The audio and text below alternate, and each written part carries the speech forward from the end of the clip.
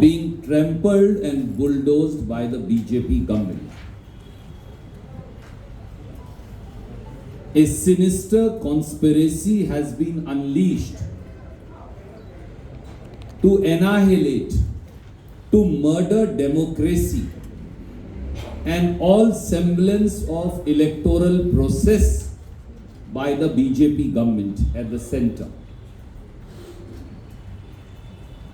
Fascism is now reflecting its tentacles over India's democracy and India's constitution. Dictatorship reminding us of Adolf Hitler and his working style is being executed in a sinister fashion by the Prime Minister and his government. Democracy of India is under attack. Election process is under attack. Constitution is under attack. Rights of common man and the fundamental rights granted by the Constitution of India, drafted by none less than Pandit Nehru, Baba Sahib Ambedkar, Sardar Vallabhbhai Patel, Dr. Rajendra Prasad, Maulana Abul Kalam Azad, and many more freedom fighters, is being sought to be completely abrogated. And couple of things are happening that Chief Minister, PCC President and myself are here to point out to you. Friends, take an example.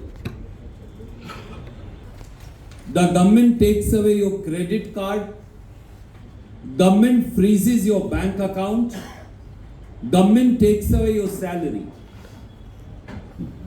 You will tell me, how will anybody survive? If the ruling government was to take away every individual's ATM card, credit card, freeze his or her bank accounts, freeze his or her, and prevent anybody from giving you appropriate financial resources for survival, you will say that family or person will die. This is what Prime Minister Modi and his government are now doing to the principal opposition party and other political parties in the country. In a sinister and conspiratorial move, Modi government and its agencies have frozen 11 bank accounts, all the 11 bank accounts of Indian National Congress in the 4 different banks. We have to see what is the allegation.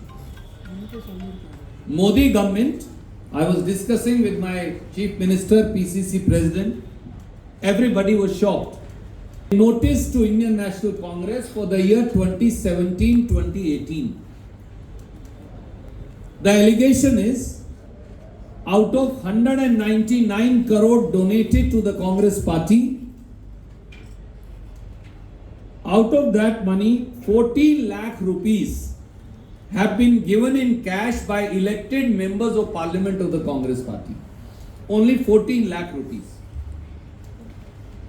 At best, you can confiscate 14 lakh. Then they issue a notice of 31 years ago, 94-95, saying in 94-95 this happened. So 3 weeks before the general elections, give us an answer. You filed your accounts 30 days late. If you file your accounts 30 days late, Income Tax Act clearly says section 274F, you can be penalized for 10,000 rupees. No problem. So the total allegation that the BJP has come out with, 14 lakh rupees donated by elected MPs and MLAs was received in cash, and accounts were submitted 30 days late, for which there is a penalty of 10,000 rupees. What does the BJP do? What does the income tax do? They freeze 210 crore in 11 bank accounts across 4 banks of the Congress party. And then they do something 3 weeks before general election that has never happened. They withdraw forcibly and illegally. Income tax and BJP Modi government withdraw 115 crore from the accounts of the Indian National Congress forcibly.